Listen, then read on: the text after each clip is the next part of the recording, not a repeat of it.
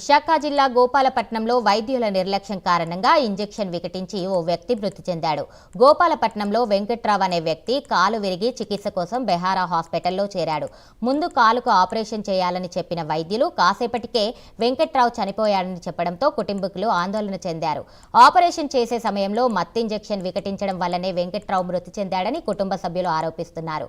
వెంకట్రావును వైద్యులే చంపారంటూ కుటుంబ సభ్యులు ఆందోళన చేపట్టారు. వెంకట్రావు మృతి పట్ల విచారణ జరిపి తమకు న్యాయం చేయాలని కుటుంబీకులు కోరుతున్నారు.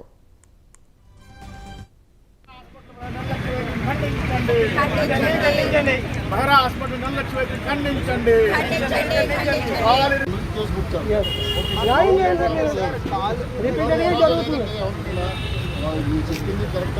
డాక్టర్స్ నిర్లక్ష్యం ఉంది, డాక్టర్స్ వాళ్ళకి ఆల్రెడీ కేసు ఫైల్ చేస్తాం కాబట్టి మీరు ఇవ్వాల్సిన పని లేదు. మీరు ఇవ్వాల్సి పోతాం మీరు ఆల్మోస్ట్ మా నాన్నగారు తీసుకొచ్చేసారు హాస్పిటల్కి. శనివారం ఇన్సిడెంట్ అయింది సార్. ఈరోజు మధ్యాహ్నం పండుగ తీసుకెళ్ళి బీపీ లేదు, షుగర్ లేదు, ఎలాంటి ఏది లేదండి. తిరిగే వ్యక్తి ఈరోజు హాస్పిటల్కి ఆపరేషన్కి వెళ్ళే ముందు కూడా నాతో మాట్లాడారు. చక్కగా ఉండే వ్యక్తి తీసుకెళ్ళిన తర్వాత ఒక 1 అవర్లోనే బయటకు వచ్చి సడన్గా పల్స్ డౌన్ అయిపోయి చనిపోయారంటే అంటే కాళ్ళు ఇరిగిపోతే మనుషులు చంపేస్తారా? కాళ్ళు ఇరిగిపోతే మనుషులు అంత దారుణం.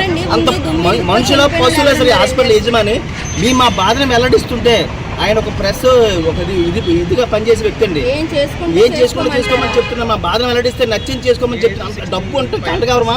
పొలిటీషియన్ అయితే కంటగవరమా? కామన్ మ్యాన్స్ కి న్యాయం జరగదు. కామన్ మ్యాన్స్ బాధలు ఆలకించరా? ఇప్పుడు ఎంతకు వచ్చేటారమ్మా?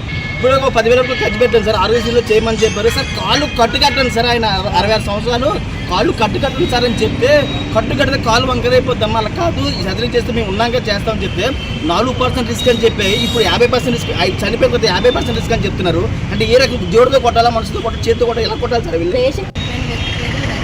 మా మామయ్య అండి శనివారం పడిపోయారు. మధ్యాహ్నం హాస్పిటల్ తీసుకొస్తే చిన్న దుమ్మిరిగిందని చెప్పారు. ఎక్స్రే తీశారు, దుమ్మిరిగింది, ఆపరేషన్ చేయాలన్నారు. ఈరోజు ఆపరేషన్ పెట్టుకున్నారు. మధ్యాహ్నం 12 గంటలకల్లా ఆపరేషన్ థియేటర్లోకి తీసుకుని వెళ్ళి ఆపరేషన్ అయిపోద్ది 1 గంటలో అని చెప్పారు. గంటలో కబురు వచ్చింది చనిపోయారనేసి. ఆ పేషెంట్ అంత తట్టుకోలేని ఆ టైంలో కూడా అతనికి ఎందుకు అనస్థియా ఇవ్వాలి? ముందే తెలిసిపోద్ది కదా పేషెంట్ కండిషన్ ఏంటో. హై బీపీ ఉన్నప్పుడు ఇంజక్షన్ వేయకూడదు. ఏం జరిగిందో తెలీదు. మాకు న్యాయం చేయాలండి. ఆ పెద్ద దిక్కు ఇంటికి అతనే పెద్ద దిక్కు.